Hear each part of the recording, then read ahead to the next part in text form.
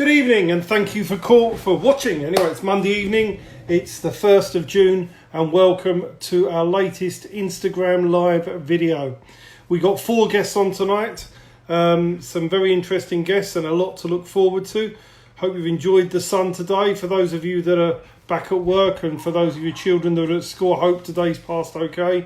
Let's just hope that this is the start of things moving out of the doldrums for us all, so that'll be great if it does.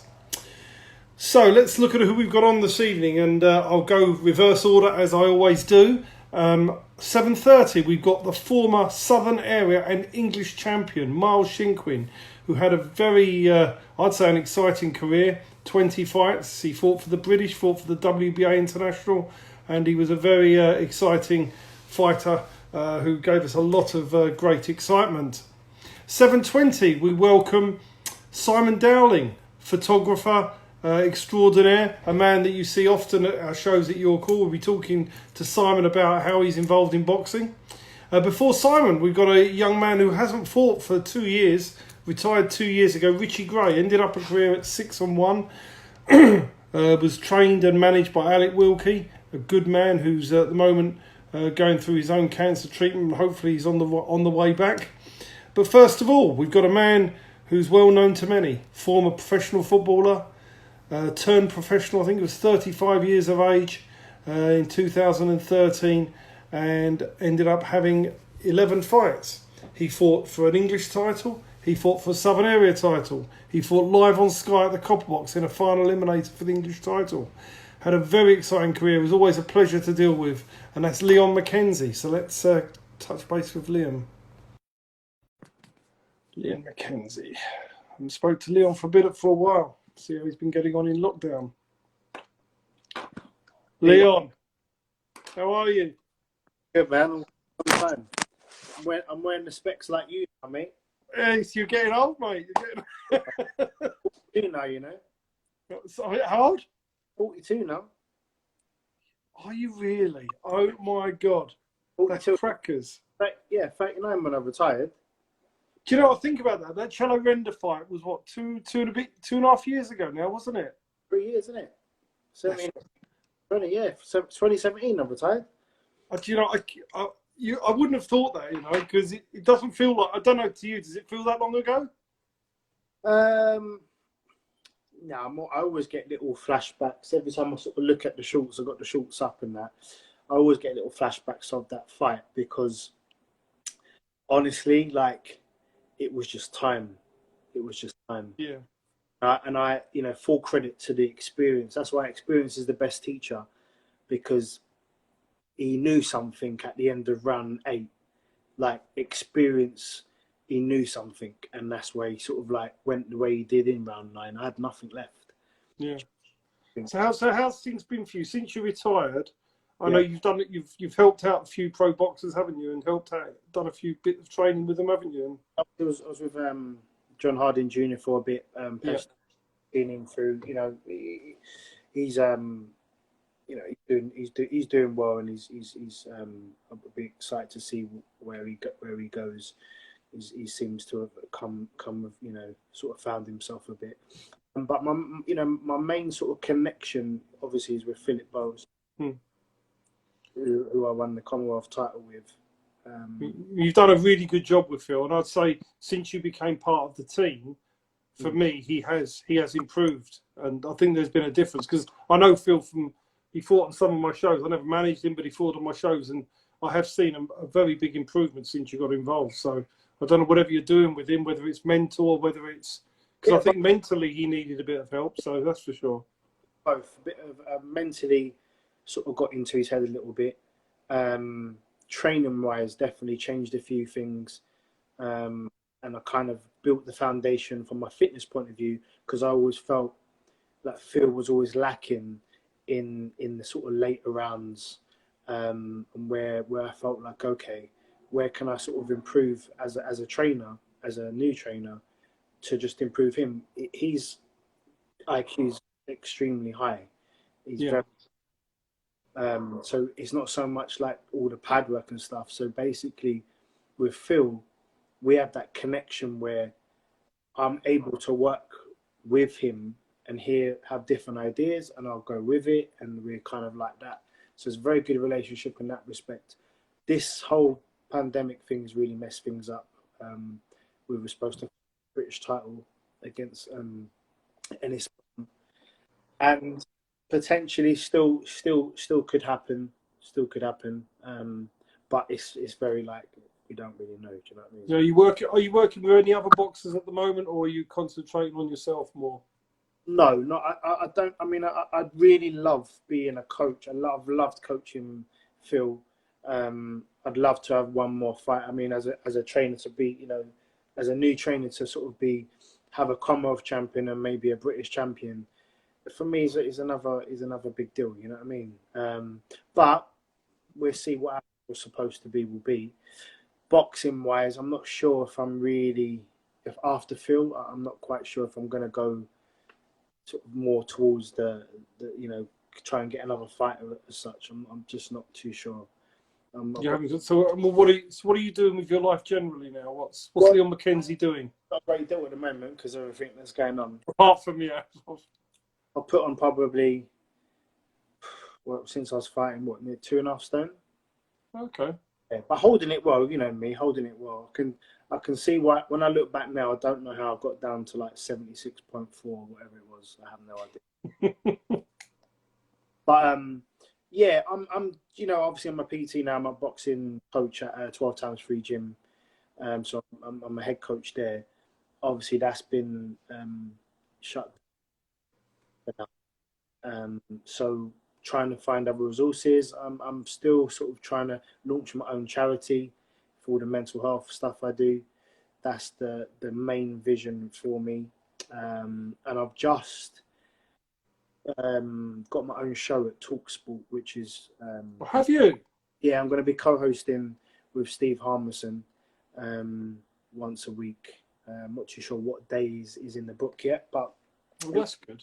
Yeah, it'll be me and him. The topic is about when the lights go out, sort of life after. So we're going to have different guests on, talking about what they're doing now, what's going on, how did they cope with retiring, and all the things that come with athletes and retirement, because it's never an easy call when you don't. I think there's I think the thing in sport that I see, I mean, I try and keep in contact with Waddy Camacho, who's retired a little while ago. I keep in contact with him regularly, and I try and keep in contact with a lot of boxers that retire. But especially in boxing, they seem to retire, and nobody ever seems to bother contacting them again. As soon as they can't throw punches anymore, the people that were bothered about them they just disappear. And that's what a lot of boxers tell me, that they just sort of like cast to the side. And that must be difficult. I guess the same happens in football as well, doesn't it? Oh, for sure. Listen, from a business point of view, once you know that commodities, that value has gone out the window, and you're not really able to help the club, or you know, you're not able to fight anymore. Once you can't make that person money, then you really and truly, no one really cares. That's the reality of it. What happens is too many athletes, well, what I've seen, especially even through my boxing career, although I'd gone through a lot of my hardship, I was really planning. So when I was fighting, although no one really saw me, I mean, we didn't get many opportunities on Sky. We didn't get many opportunities, you know, from the Matchrooms and the Frank Warrens and whoever it is that was involved with giving me that opportunity, because I still feel like we could have probably done a little bit more with the sort of push. Do you know what I mean? But taking that away, I was still sort of planning that boxing was going to end the next fight. You know, like, so I was doing a lot of life coaching. I was training. I was doing a lot of speaking stuff, doing a lot of radio stuff. Just trying to keep active and keep positive. And obviously, a lot of my boxing money really came from my own generation of sponsorship. That's right. I mean, you had the one fight on Sky at the Copper Box, didn't you, when you fought Kelvin Young? Yeah. And I mean, it was a good, exciting performance. And I think from that, I'm not say surprised, but really, I thought that would be the platform for Eddie Hearn to get a bit more behind you. You know. Who knows? From a business element, I mean, from where Eddie Hearn stands, who's, you know, a top promoter. Yeah. think from where he stands, Leon McKenzie is not going to make Eddie Hearn any money, regardless of you know, my profile and everything else. It's very simple for him. Like, yeah, I can get you in a couple of matchroom shows, but you're not really making me any money because you're best part of 38, 39 years old. Yeah. 39 years old. I can't, you know, I had the opportunity to fight on Sky after the Groves fight. Lasted 43 seconds. And you know, that was the end of that. What was your highlight? What was your highlight of your boxing career? My highlight of my career, I probably had a couple. I would say, you know, winning the international masters belt, although it was, you know, great belt to win, for me it was a big deal because everything I'd come from, everything I'd worked towards, just to win a professional belt in a different career was, I felt like, was nice for me and my family. That's all we ever wanted to achieve. We knew we didn't have much time. That's why it was kind of like, okay, you know, I'm 10 fights in fighting someone like Chelo Renda, who's 42 fights in. It's a massive difference when you actually, but what people forget is actually I had 18 years in professional football, and at 38 years old, 39 years old, I'm fighting Jermaine Smile for the English title. Yeah. Should have won, but again, I didn't have, in that fight, I didn't have my snap. I didn't have what me and my dad knew that I had. I couldn't find it. And I knew in that fight, I said to him in the fight, I don't think I've got this, because I knew I could have beat him on a good Leon McKenzie, maybe a few years younger, I would have done my thing, but it wasn't there. So after the fight, I was like, Dad, I'm not recovering quick enough. This is getting quite difficult. You know what I mean? So we had another year out, didn't we? If you remember, yes, yeah, whatever. And then Alan Higgins, is it Higgins, wasn't it? Yeah. Pulled out through injury, bless him. And then obviously, you know, Chelo stepped in, and he was probably like sort of a bogeyman for most people, really, and very tough man. Still not having him saying he knocked me out, because man, he didn't knock me out. I didn't have nothing left. You just collapsed with exhaustion in the end, didn't you? That was all it was. Yeah. But I'm gonna, you know, this ain't about pride or self-ego. You know, Chelo won the fight, and that is all she wrote. I can't look back. I don't look back and think, oh, you know, let's have a rematch. I left everything in the ring. And that's why I retired. No. So what now for you going forward? You're going to pursue your charity work. You're going to do your radio show. I mean, is Leon McKenzie today a happy man? There's always sort of personal things going on with me. I'm fighting many demons all the time. You know what I mean? From my personal point of view, you know, depression is a massive part of my life that I have to fight. Unfortunately, most days I fight it, and so I lose. And you know, if I can control my personal stuff and, you know, relationships and making sure that my kids are okay, I'm sure I'll find that peace and happiness within. But it is a hard journey. Some days a hard journey. Well, Leon, thanks a lot. It's really great to speak to you again. Thanks a lot for coming on, my friend. You look after yourself. Back at the York Hall soon, eh? Yeah, you take care, Leon. Thanks a lot, my friend. Bye, Cheers. Thanks, mate. Bye. That's Leon McKenzie, a man that's we didn't get on to his football career. Not many people excel at professional sports, and that man, I've got utmost admiration for Leon McKenzie and everything he achieved. Right, on to a young man now, 30 years of age, but retired 2 years ago. Richie Gray. Let's have a little chat with Richie, who's a man of many talents. We've seen him behind the mic at MTK shows. See what he's up to now. Richie, how you doing? How you doing, Steve? All right? I'm not bad, mate. So what are you up to now? I mean, obviously you're not up to a lot at the moment. What are you doing in your life generally before we had this lockdown? Oh, I work for one of my sponsors now, funny enough. One of my main sponsors that helped me out from start to finish after boxing. like a lot of lads, didn't really know what to do with myself. He said, "Come down the office, have a chat with him," and I've been there ever since now. And what do you do? I'm an account manager. How are you? Yeah, it's a far stretch from getting punched in the head. But you're still selling the business, so you're still selling. Yeah, I still stick them all up on my socials every now and then. All the guys that supported me through my career, you still see them pop up every now and then. Because to be honest, I still speak to most of them, so I keep in touch with everyone. Oh, that is good. So, do you? I mean, obviously, for those you don't know, you had the 7 fights, you had 6 wins, and you lost on points. But you always had a lot of trouble with your hands, didn't you? Yeah, to be honest with you, I had trouble with my hands quite early on. I think it was about my third or fourth fight they started to deteriorate. It was recovering okay at the time.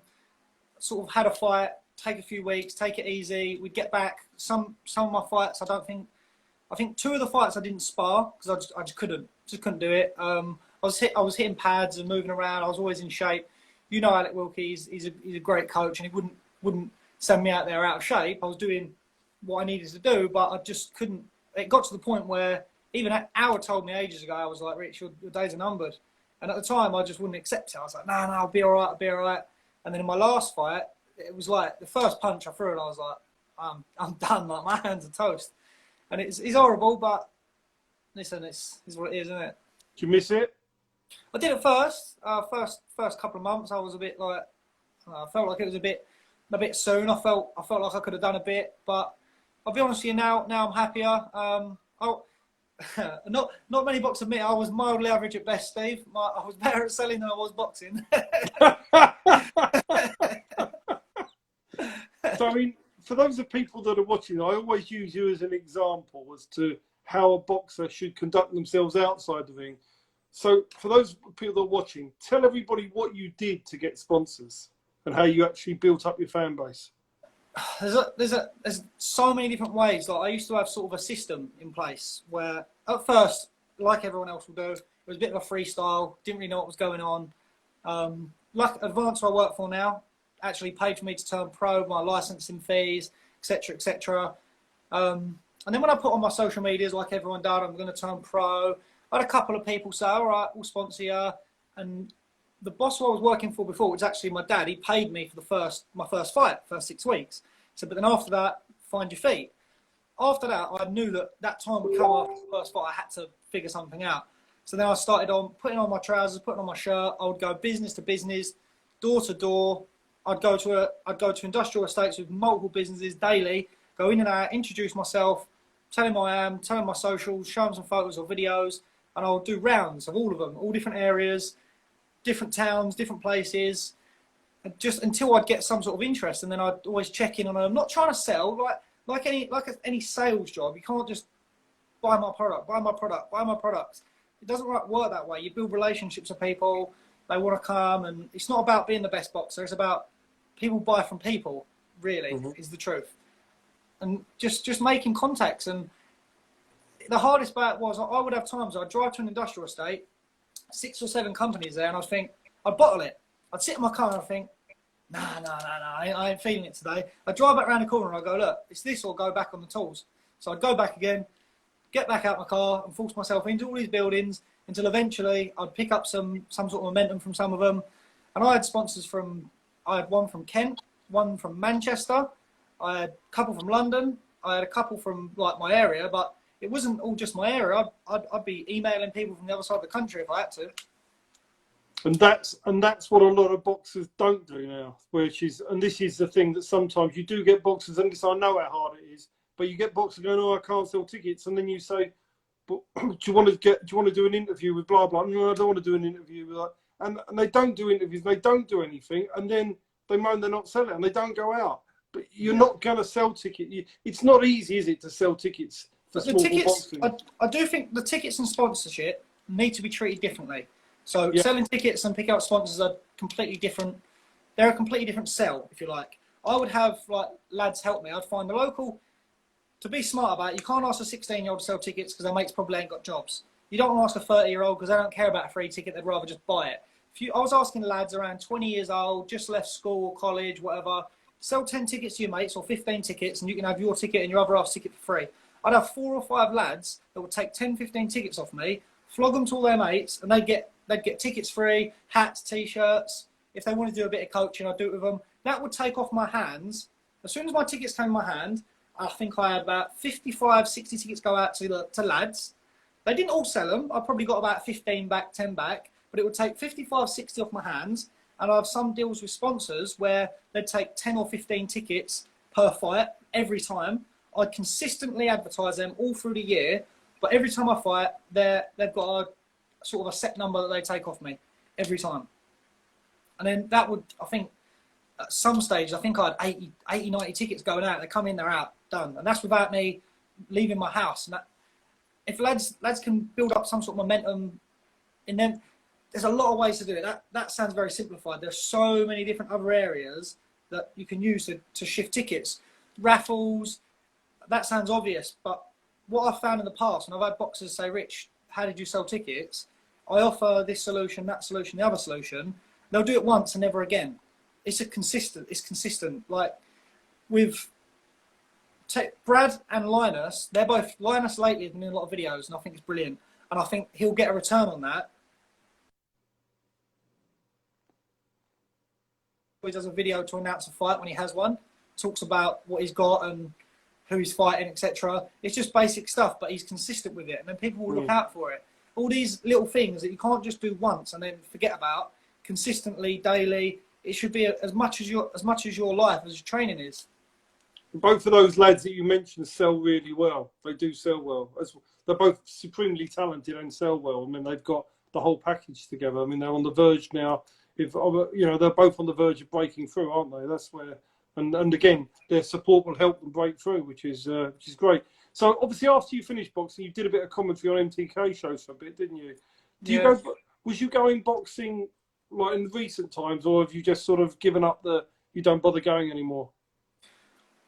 When I was boxing, I was doing commentating as well, because I would ask promoters if I could commentate on their show. I would just straight up add random promoters on my social media, and I'd email them, email secretaries, and just ask them. I think I might have emailed you once. I know you don't do commentary, Steve, but maybe you should think about it. Yeah. Just to get, at the time it was to build, so people knew I was, just to build your profile. Yeah. And then, funny enough, Lee Eaton gave me a chance first on some other shows he used to do. I did a few of them. They went well. I got invited to a Joey Pyle show, and then I started doing some MTK shows and various unlicensed shows. And I think the commentating alongside the podcast and things like that, I kept them up after the boxing, but then MTK got some permanent commentators, and they didn't really need me so much, so that sort of went by the side. I quite enjoyed that, but that's business, and they chose who they liked. Yeah. So what now? You won't stay in boxing in any capacity now, will you? I'll never fight again. People ask me that a lot. I'll never fight again. No. I miss the media. If I'm honest, I really like the media. I like coming to your shows. You was always really, really good to me, really nice, and everyone around the ring. It's a really nice atmosphere to be around. I wouldn't say no to getting back involved in that, but I'm not going out of my way for it anymore. It's very difficult. I've got a son now, so I can't spend all my time going to gyms to get to know boys, to go to shows everywhere. It's not, my priorities are elsewhere. How old's your boy? 7 months old. Oh, is he? Yeah. Changes your life, doesn't it? Yeah. Do you know what? I know there's some positives for me for all this lockdown, because I've spent the last 3 months watching my son grow, and it's time that you'll never get back. No, I agree. No, it's I'm really absolutely good. blessed over that. Maybe one day, Steve, he'll have a go. Yeah, you never know. Listen, Richie, great speaking to you. Thanks for coming on today. Really nice to touch base with you again. Look after yourself. We'll catch up soon. Thanks for having me, Steve. Thanks, matey. You take care. Bye-bye. That's Richie Gray, one of the characters of boxing, who's so much to offer still to people that need help on the marketing and media sides. So we're now going to be joined by Simon Dowling from Digital Sports, the photographers at your call. Let's touch base with Simon. And then we've got Miles Shinkwin on, former English and Southern Area champion at the end. So hang on and let's speak to Miles afterwards. Simon, how are you? I've got no sound. Can you hear me? Why have I got no sound? Any better? Oh, that's typical. Okay, yes, I can see you. I don't know if you can hear me. I can hear you. You can. Well, that's something. I can't hear a sweet FA this in, but there you go. There must be something on here. No, he doesn't like me. I had this sound earlier. It's all gone. So I'll tell you what I'll do is I'll have a go with your phone. I'll go and pick up Miles, who's going to be on after you, and I'll come back to you, and hopefully you'll be I able don't to know. Hang on, the Steve. sound I've button. lost the sound on this. I don't know why. I don't know why. She swallowed the fly. So we'll touch base. We'll touch base another time. No, I can't get you. I'm playing the hardest. Nobody loves me. All the volumes are up.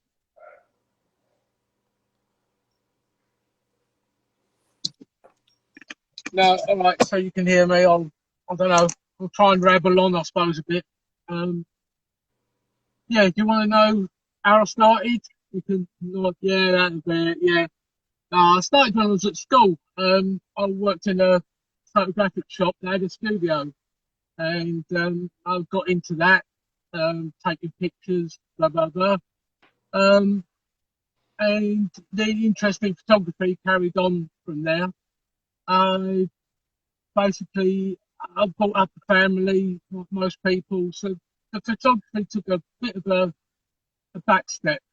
And then in the last 15 years, I started to get back into it, which was good. I always enjoyed it and always kept it going. I was into drag racing for quite a while. I used to race, and the photography came on. I met Steve Smith, who was running Digital Sports Photo. I'd done some photographs for him, and I worked with him for a while. And a little while ago, I actually bought the company because he wanted out. So I now own Digital Sports, and it's my company. I run it, I do it, and let's see what happens with it. Yeah, I've got to try and lip read you. I don't know why I've got no sound. This is really annoying because I've been watching Leon and everything else, and I've had loads of sound, but why I've suddenly lost the sound is sod's law, and it happens. Yeah, that fight with Leon and Ren Celio, what a absolutely brilliant fight. My son and his partner was there. It was the first one they've ever been to at boxing, and he spoilt it, basically, because it was such a good fight that it's never going to see a fight like it again. Absolutely phenomenal, that fight. And the way they just collapsed at the end, it was such a shame. And it was hard to keep taking photographs. I got so into the fight because when you're taking the photograph, you step back because you're looking for shots and you're not really following the fight too much. And but that one, I was really getting into it, and I think, oh, take pictures, and it's a difficult thing. It was absolutely brilliant. I was so gutted that there had to be an actual winner. It would have been so good if it was a draw, but as I say, that was terrific. Yeah, right. Yeah, that was brilliant. I've no doubt you've seen me at Ringside. Had a few health problems lately. Yeah, but it's getting there. We're getting there. I suppose one of the best ones I liked, I've done the Anthony Joshua and Brazil fight at the O2. That was a fantastic audience there. Sound, the ambience, everything was. It's the first time I've done a major fight like that, and you get a little bit starstruck, the first time it ever happens. Oh, brilliant! But I've seen a lot of good fights of yours now, and a lot down your call. It's brilliant, love it, and yeah, people think you just like snap and take, but there's so much more to it. there's so much more. You know, you could go on for hours about. You've got all the editing. You've got to make them look nice. You know, I've got to go through thousands of pictures after the end of a show. I've got to come home and I've got thousands of pictures to sort through to try and pick the nice ones, the good ones, then edit them, then get them up on the site and everything else because everyone wants them instantly. So And how do it's you hard. earn? How do you earn? How do you earn Hello, money? How do you earn money? sons. How do you get paid? How do you get I'm paid? sorry, Steve. I just cannot get this sound. I've Okay. really got no idea. I've been listening to you. I've been doing that. I've been practicing all the rubbish, and now I can't get nothing. So I'm Another stuffed. time. So if you want to go like that All right, and do that, and kill then me off, we'll do it another just time. We'll do it another kill time. me off. But I'll keep rabbiting. I do enjoy going down your pool. I do enjoy it down there. I love the atmosphere you get down there. The boxers, they're great guys. You know, they work hard to get what they are. I can appreciate that. And we got Phil Sharkey. You know, we get on really well. We have a good laugh. It's just a shame he can't use a Canon camera. You know, he's got a Nikon, but you know, he did go off to the loo and leave it there for 5 seconds, and he's like taking selfies of himself.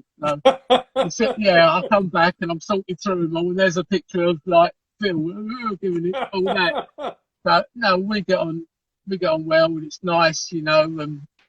And there's a good camaraderie there, and I know he's been in it far longer than I have, and I respect the man. He is a good photographer, but on top of that, he's a nice bloke. He's nice to have next to you there, and that always helps, especially when I first started. You know, you're so nervous trying to get the pictures, and you don't know quite what to do. It takes a little while to settle in.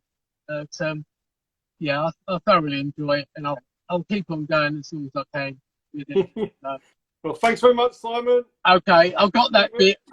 You cut me off. Yeah, I'm sorry about that. That's all right. Thanks a lot. I really am. I've got the gist of it. So thanks ever so much for having me on, and Pleasure, I'll Simon. see you when the next show starts. Excellent. Take care, Simon. Okay, cheers, mate. Bye. That's Simon Dowling without any sound, so it was a bit of a difficult one. And now I'm going to be joined by one of my favourite boxers, Miles Shinkwin, who I'm former champion, contender, whatever you want to call it. So let's get hold of Miles. He was a light heavyweight. Miles, how are we doing? Steve, how you, mate? Right? I'm not bad. So, are you a heavyweight now? And a bit.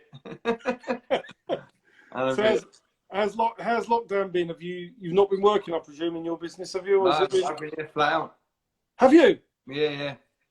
What, you've been working commercial or residential? No, residential, yeah. Have people been all right about it, have they?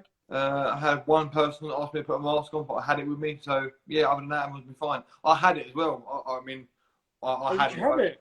Yeah. How bad was it? Well, we paid private for a antibody test a while back, and I had it. My wife didn't. I can only remember one time about beginning of April where I didn't feel. I had about 6 days feeling rough. I never had a temperature. Didn't really have a cough. Just ached a lot, and yeah, just felt lousy. Really, nothing tragic. Oh, really? And then right at the end of it, I got a cough at the end, a little tiny cough. But that was it. Yeah, they said that might not have been it. That might have been a cold, and I had it at the time with no symptoms. But I suppose you're a young, fit man, sportsman, so it helps you get through. It's tougher. So when you look at things now, I mean, it's been a while now since you stopped boxing. How do you reflect on your career now, when you've had time away and you now know that you're done with it? I mean, how do you reflect on it? I don't know. I mean, it's easy to say for yourself. I mean, I underachieved massively, but I can't tell you why. I don't know why, because I never ever. I one of the hardest trainers you'll see. Speaking of who trained with me, trainers, they always say I gave my balls every session. I ran, done weight properly. In the end, I done weight properly. Yeah, underachieved. I think the Burton fight didn't kill me a little bit. I mean, more in the head than anything else. I mean, because really the Burton fight, and then a fight after that, you lost. I know you eventually lost, but you then lost to Joel McIntyre, didn't you? So you had 2 losses in very quick succession. And I mean, and again, I think it's fair to say that up to that point, you would have thought that you might have been a level above Miles and you should have beaten Burton. But maybe, do you think that loss to Burton then took quite a bit out of you?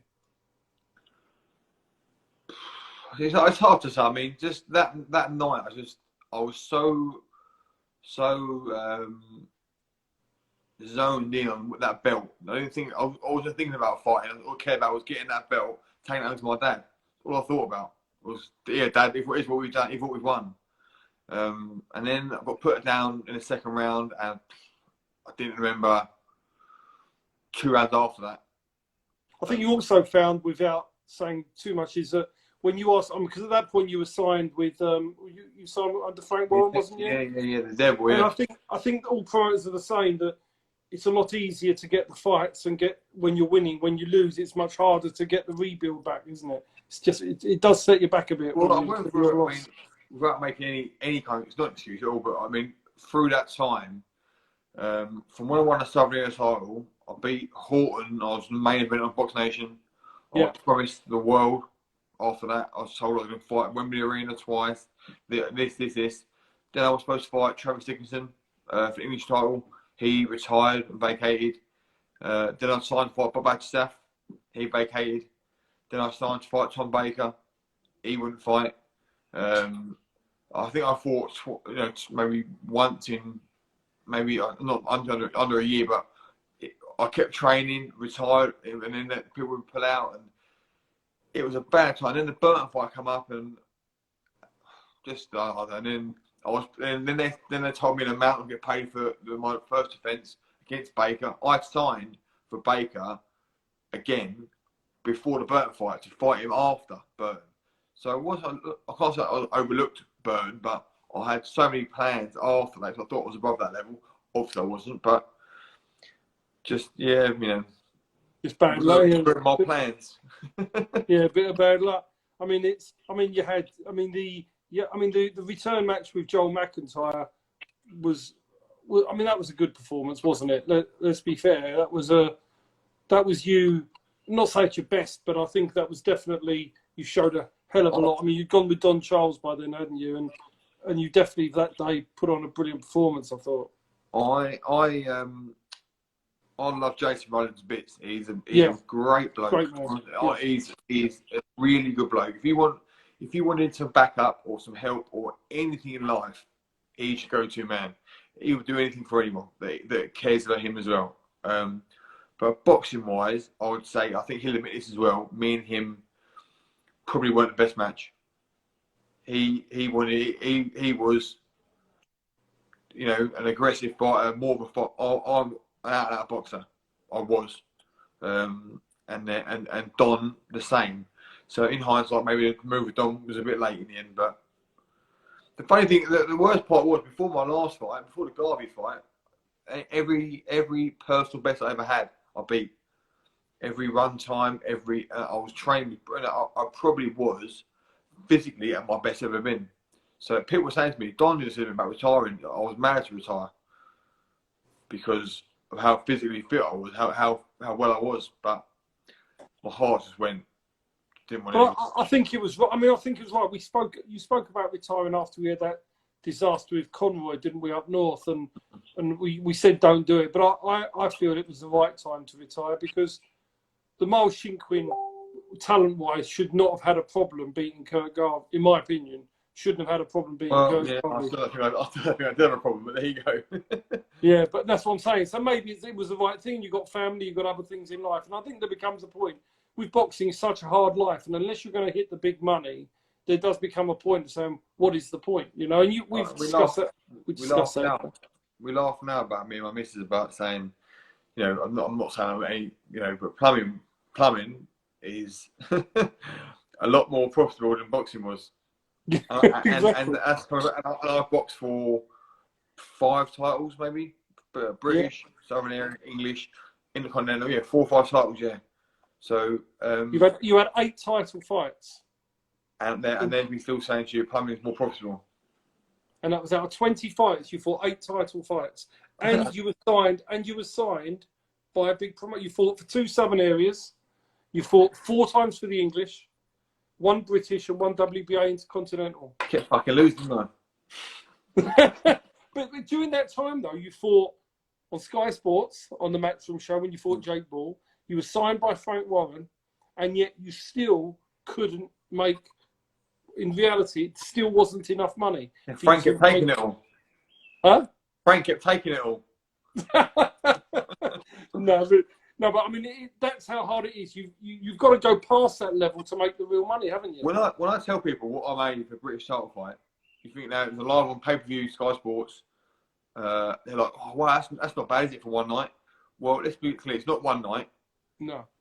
And I said, when I tell them what I cleared, they go, hey, where'd the rest of it go? Well, Mr. Warren bought a new watch over, I imagine. And it is hard. It is hard, isn't it? I mean, it is very difficult, as you know. We covered all of that when we were dealing with things. And I think for many boxers, you see them on television, you think they're earning fortunes. They're not. They're really not earning fortunes. I saw an interview with Michael Moore the other day, funny enough. I don't watch no boxing, nothing now. I mean, I can't stand the sport, if I'm honest. Yeah. I don't. Yeah, I can understand that. I've been there since I was 2 years old. I can walk. I mean, I love food too much to worry about anything else. Yeah. But Michael Moore, and he was saying about everyone thinks you get paid 30 million. I mean, them 20 million, 30 million. He said, if I got a quarter of that, I was lucky. And I walked home out the door in America. So if people think you're making this money, there's a lot of tax, a lot of trainers, a lot of hangers on. Not so much for me, but I'm saying the more money you make, the more hangers on you get. No, it is. It's very difficult, and I don't think. I think it's less than probably less than 0.5% of boxers make a really good living out of it if they're on the home side. The journeymen make more than the championship contenders a lot of the time. When I boxed Conway, who was the journeyman on that show? Do you remember? In our changing rooms. Kevin McCauley was fighting. Yes, he was, remember, and he was telling me about how much he makes. I was just thinking, you bastard. Because he made more than I was making, that's for sure. Because you, as a journeyman, you can actually make a really decent living as a journeyman, and that's why a lot of boxers now. I do talk to them about it, and some of them you've got to be good to be a journeyman, though. You can't just. It's an art. It's an art in itself, and if you're a good journeyman, there's really good money to be made. But I would fancy that, would you? Sorry, no. We'll get punched in the head every week. No. But some boxers, though, if you take people like Christian Lake, he was so good he hardly ever got hit. So if you're that skilled at defence, you can go out each week and hardly get hit. And so for some, it's. But again, I say I'd rather do financial advice, and I'm sure you'd rather do your plumbing. No one punches me. I can eat loads of bacon. Exactly. No, it's all good. Miles, it's been really good talking to you again, my friend. You take care of yourself. Thanks a lot, and we'll touch base soon. Take care, mate. Bye. Thanks a lot. That's Miles Shinkwin, who was a pleasure to manage during the latter part of the career when I looked after him. Just to remind you that we're next back on Wednesday at 7 o'clock. We've got Jack Newham, exciting young super lightweight prospect from West London. Curtis Gargano talking about journeyman, one of the real journeyman characters of the country. He's retired now, but he had I think 60 odd fights. Connor Adaway, brother of Chris. So Chris is a journeyman. Connor's making his way through the professional ranks. He's from down in Plymouth.